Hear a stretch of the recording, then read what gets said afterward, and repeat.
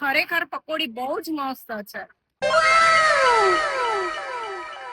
અત્યારે આપણે ઊભા છીએ ગ્રીન સિટી ગાંધીનગર ની અંદર સેક્ટર નંબર 24 ની અંદર.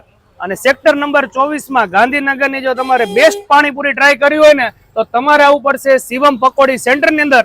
અને આ જગ્યા આપણને બતાવી છે અમિતભાઈ. તો અમિતભાઈ પહેલા તો એડ્રેસ કહી દો આનું.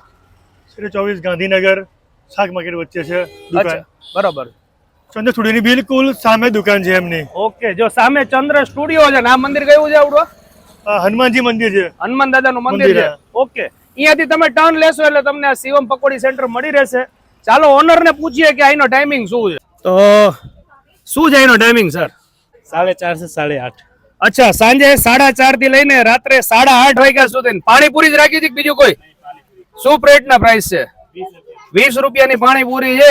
રગડાપુરી, પાણીપુરી અને જોઈ લો ભાઈ ફૂલ ટ્રાફિક છે. બધા પાણીપુરી એન્જોય કરે છે.